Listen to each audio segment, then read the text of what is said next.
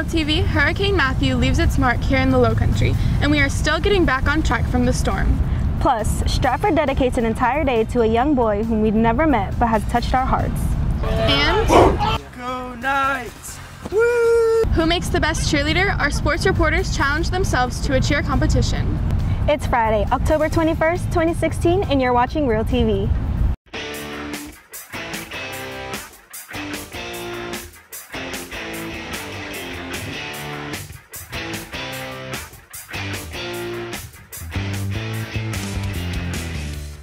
Good morning, I'm Justine Bandiola. And I'm ALYSSA HELMS. Tonight's the night that we crown our newest homecoming queen. We started out with 30 candidates, and after a vote, we narrowed it down to 15.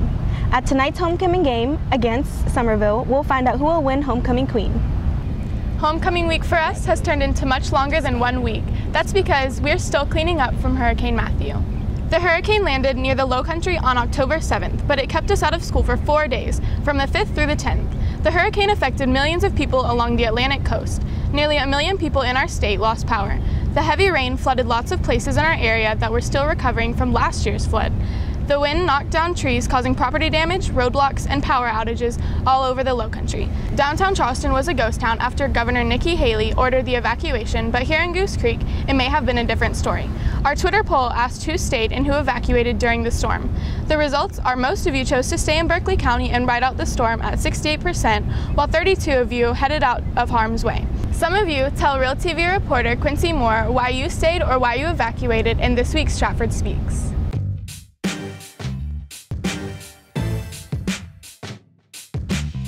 My dream job is to be an astronaut and go to Mars and die on Mars.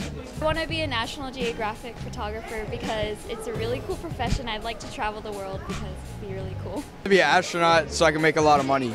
I want to be a lawyer because I like fighting and arguing. My dream job would have to be a firefighter because I like helping people, and that's like just the line of work that I want to go into. I want to be a travel nurse because they get a lot of money and they get paid. I want to be a neurosurgeon.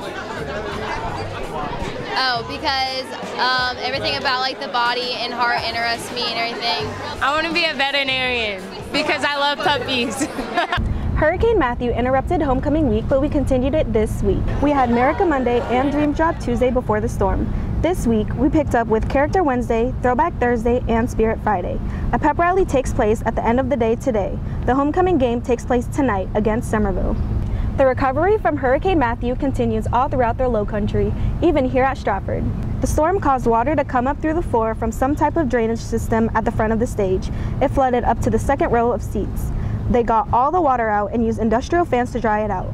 The carpet was pulled up earlier this week, but until the carpet is replaced, the auditorium is unusable. The good news is they will be getting new carpet to replace the damage. And they've already ripped out the carpet, so they're just waiting for the floor to dry, and then they're going to put in new carpet. So I'm hoping it'll be really soon. There are also some other areas that suffered water leaks from the ceilings onto the floors and carpets. Those areas are also being worked on to get back to normal as quickly as possible. Many of us can say how thankful we are to have made it out of Hurricane Matthew with little to no damage or injury, but some of us weren't so lucky.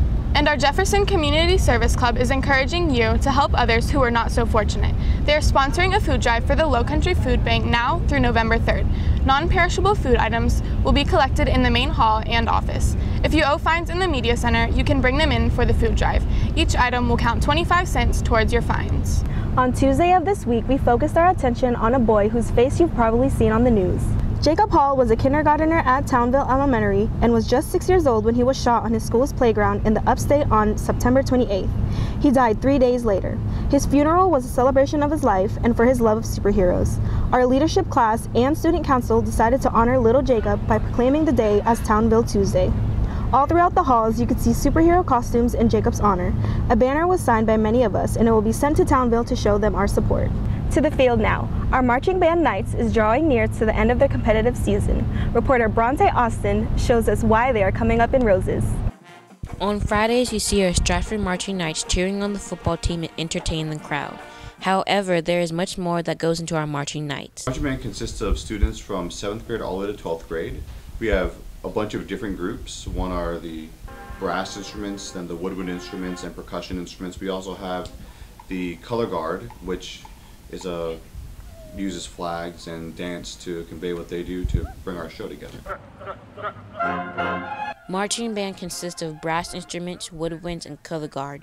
Drum major Charles Fletcher helps the band stay in tempo and time by conducting them. I'm the one who's conducting at the football games, halftime shows, and at competitions, and also help leading the band. I twirl the flag, and I throw it up in the air, and I do dances. We learn drill and music and put it on the field for our show. The theme of the show this year is Roses Are Red and focuses on the life of a rose. The first opening part is about the vines and the thorns growing. The second movement is a beautiful piece of music that depicts the rose flower actually blossoming. And the last part is the rose dying. And this show is supposed to symbolize parts of life, where the vines and the thorns are the things that they hold you down or they get in your way or they hurt you in life. The rose, the middle part, is supposed to be the beauty of life and passion and relationships and kindness and just having the beauty of a life represented. The closer is the rose itself dying, and that symbolizes that nothing lasts forever. One big change this year is that the band has moved to the other side of the stands during football games. Mr. Smith and the Band Booster Club made that decision to be closer to the parents, the concession, and the bathroom. Band members say that no matter where they are, they always enjoy the time together. We're a family, and it's basically my second home. If I want to go somewhere, I know that that's a place I can always go back to. People always say band family, but I really do take that to heart. And it really is an environment and a community with like every other band too, where you can really be yourself and do what you love to do, and you're not really judged for it or anything. Reporting for Real TV, I'm Bronte Austin. With all the excitement from the storm and homecoming week activities, there has still been a lot of learning going on here at Stratford. And this week's In the Classroom, Real TV reporter Emily McAvoy gives us the inside look on what we're doing to learn in new fun ways. This week in the classroom, the teacher cadets learned about learning styles and needs. The students rotated center. Each center represented a different disability. At one station, they had to stuff their mouths with marshmallows to represent a speech impediment. To represent a visual disability, they had to play paddleball while wearing glasses covered in Vaseline. They taped their hands for a hand disability and jumped with rocks in their socks for a foot disability. Once the students went through all the stations, they had to discuss how they felt and which was the hardest to do. In the culinary arts building, students had to melt chocolate and make intricate designs. With the melted chocolate, they traced templates, then attempted to put the pieces together once they cooled. And that's what happened this week in the classroom. I'm Emily McAvoy, reporting for Real TV. From a group of talented students to a group of not so talented students, a few of our Real TV sports reporters got together for their own cheer competition. Let's see how they do in this week's Real TV Sports Challenge. Go Knights! Woo! Go Knights! Woo! On this week of Real TV Challenges, we are clearly doing cheerleading. And since Drake was here for unforeseen purposes, it'll just be me, Quincy, and Garland. Now to the action. Our first challenge is to see how many toe touches we can do.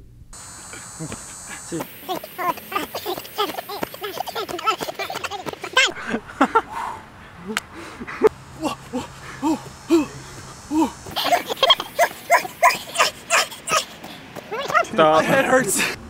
One.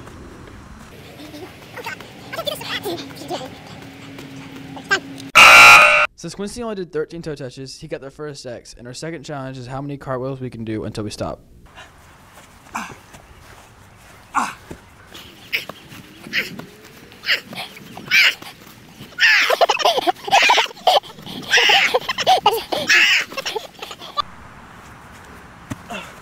gotta make a noise.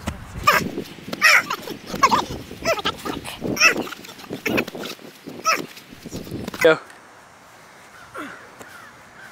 Oh my god.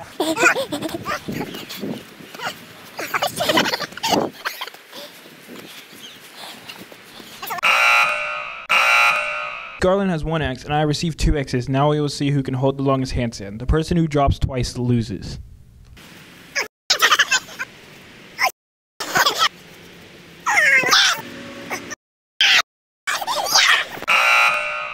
Quincy, of course, is the first one out, and now you'll decide between Garland's cheer routine and Quincy's routine, which has a twist. After that, vote on Twitter to see which routine was better. Stratford fans, we want to hear you stop and shake it. Knights, stop and shake it. Stop and shake it. Knights, stop. And shake it. Go Knights! Stratford, Knights, get fired up.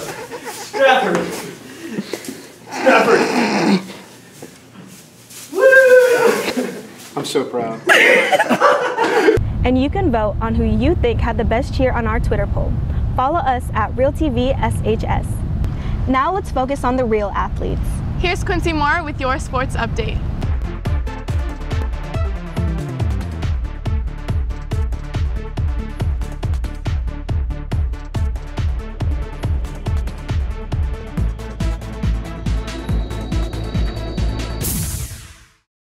You just saw that Adam, Garland, and I definitely can't cheer, but we've got a group here at Stratford who can. Our girls' competitive cheer team is working hard for several months to prepare for their own competition tomorrow. The annual Carolina Night Classic cheer competition takes place tomorrow in our gym. Our team, along with several others from the Lowcountry, will be competing. The event starts at 2.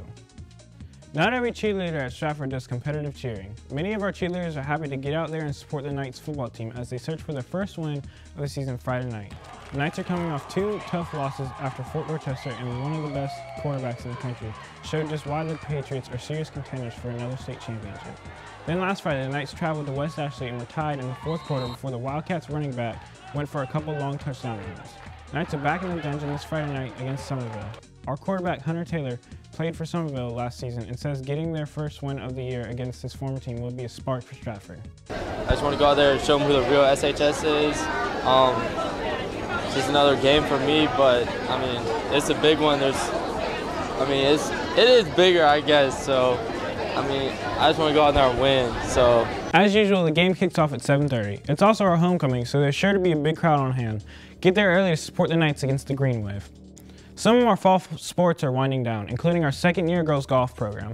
Real TV reporter Bailey Miller gets caught up with the girls golf team and tells us more about how Coach Kate is working to build a winning tradition. Many people think the game of golf is hard, but new girls golf coach, Coach Kate, says talent isn't everything. You just got to have a desire to want to play. The game of golf is harder than many people think. It isn't just about the skills. Coach Kate says it definitely helps you in the real world. I think it teaches young people a lot of life lessons that really will help them as they grow older. Freshman Spencer Condon also tells us the accomplishments she has seen in her team so far this year. We've definitely gotten better with our short game because it wasn't very good at the beginning of the season. Coach Kate definitely helped us with that a lot. But Coach Kate's accomplishments for his team are different because he wants to see his team not only do great in golf, but in their real life also. Most important accomplishment as a coach, and it goes with all coaches here at Stratford, is that we want to graduate people who are going to be successful in whatever it is that they're doing. Senior Becca Bennett says there's a big difference from this year to last. We have a younger group of girls. I'm the only senior on the team. So we're definitely going to be building the program. We're going to have more people coming up in the future. Coach Kate also says there's a difference in the team since last year. There's a structure in place. There's a competitiveness to them as well. They have a lot more experience, so they feel more comfortable, and I think that's probably the biggest difference between this year and last year. Kate has helped Taylor and Becca improve in their real life as well as their golf life a lot this year, as well as the whole team. He really helps me, like, with all my problems. Like, if I'm struggling, he's really there for me. He's definitely a good coach. Whenever like you hit a bad shot or you're feeling down on your game, he kind of gives you a reality check and is like, hey, you need to fix this or you're just not going to get any better. As you can see, golf is more than a sport. It's a way of life. And Kate says he hopes he has taught his team to never give up in life or the game of golf. When things get a little tough in life, that they don't just quit and shut down, that they work harder and they fight through it, and that's what all coaches here at Stratford, we strive to teach our players. Now that's a hole-in-one for girls golf, and I'm Bailey Miller reporting for Real TV. Haley ORREN qualified for lower state this year with only one senior on the team. Coach Kate expects the girls to grow and more of them to qualify as the program builds up. Our swim team season has wrapped up and several Knights qualified for state. On the girls' side, our 400-meter freestyle team of middle schoolers, Mackenzie Fennell, Abby Hawk, and Abby DeGrady, along with junior Izzy Dohan, qualified. Fennell also qualified for the 200 and 500-meter freestyle events. On the boys' side, Matthew Agostinelli qualified in the 200-meter and 500-meter freestyle events. Our girls' volleyball team will continue their playoff push next week as they have one more road match against Summerville Monday. Just getting ready, and we got to make sure that we win on Monday to guarantee us a spot. Otherwise, we don't know. So we got to make sure that Monday's a win. So we're just preparing for Monday for right now. That match tips off at 7 o'clock. Our girls tennis team is pushing towards the playoffs after beating Summerville in their final regular season game. The girls finished with 6 wins on the year, but 4 of those wins came within the region. And that's all for sports. Thanks, Quincy. Be sure to check back with us in 2 weeks for our next installment of Real TV. I'm Justine Bandiola. And I'm Alyssa Helms, signing off.